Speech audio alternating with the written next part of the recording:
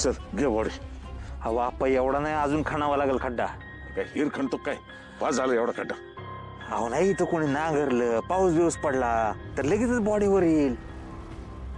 तू नाव तसं आठवली घरामागं खाण्याला घेऊन बॉडी घावली.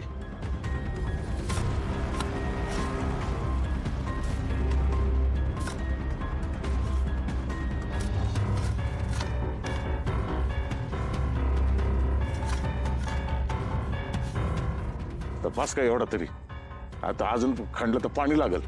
नाही नाही बस बस यावर.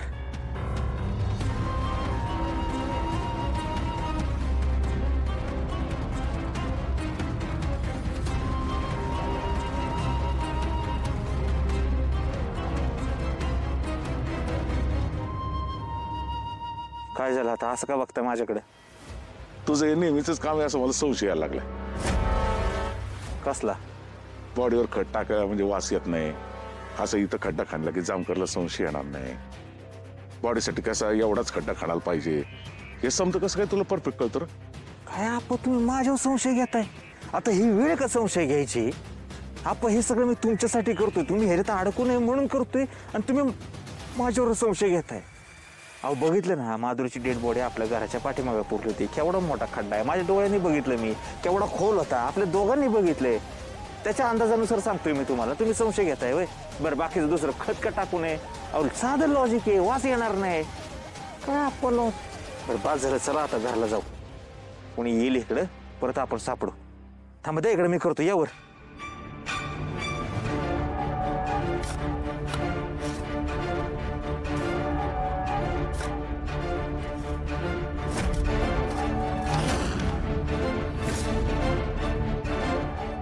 आता परत माझ्याकडे बघताय, अजून संशय काय? नाही रे बाबा, हिच्या बापाचा लय राग होता मला.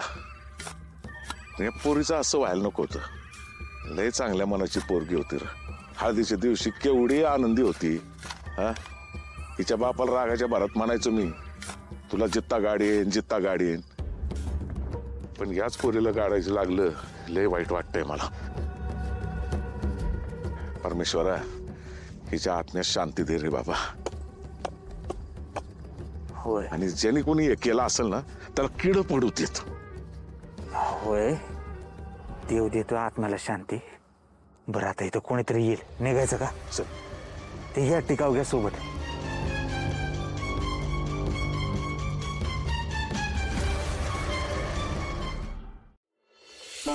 पूजा झाली, जेवण बी झालीत, तरी या दोघांचा पत्ता नाही. नक्की गेलं तरी कुठं? लाले, ते दोघं तुला सांगून गेले होते ना, मग नक्की काय काम करायला गेलेत? काय त्याला आलेलं इच्छिरू नकोस. वाटत होतं की ती पोरगी वेगळी असेल, काय नाही, पण ही यांच्यासारखीच निघाली, उंदराला मांजर साक्षीदार.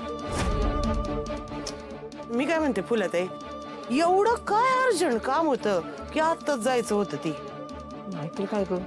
हा पाले,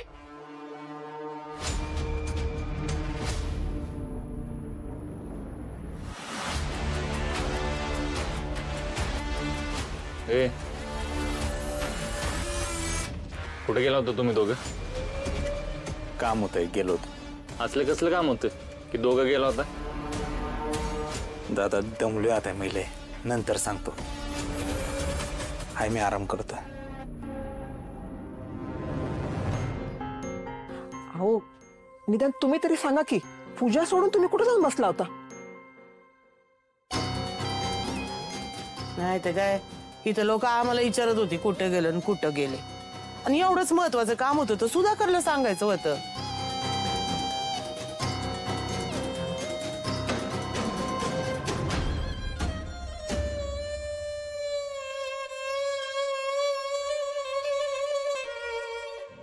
काय ग यांचं, कुठं गेले असे? मी बी येते. होय,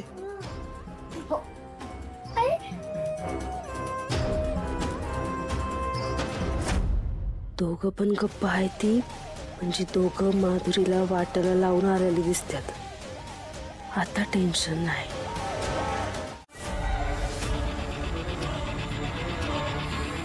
झालं ना सगळं नीट? हा ज्या कामासाठी गेला होता पूजा सोडून, ते झालं ना काम? झालं सगळं नीट? हा झालं नीट झालं. होय लालीजी, आर्य मॅडम आले होते का इकडे? हो. हा चक्कर कशी काय आली बरं त्यांना? काय माहित, आम्ही सगळे बाहेर पूजेत भजनात दंग होतो, सगळे बाहेरच होते. त्या वाड्याच्या आत काय करायला आल्या होत्या काय माहिती. मी पाणी प्यायला म्हणून आत आले तर ह्या चक्कर येऊन पडल्या होत्या. मग मी सगळ्या माणसांना बोलवलं आणि त्यांच्या भावाला पण बोलवायला पाठवलं माणसांना.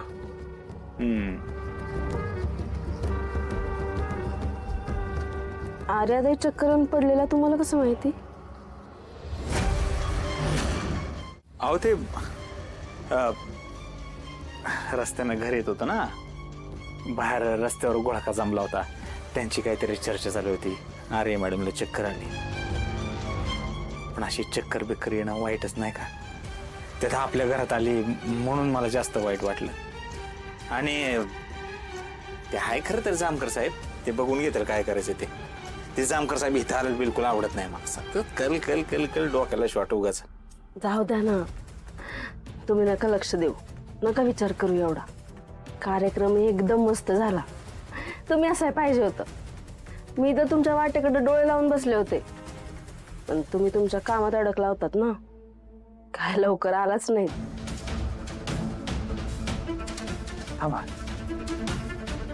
वास येतोय, घामाचा वास येतोय.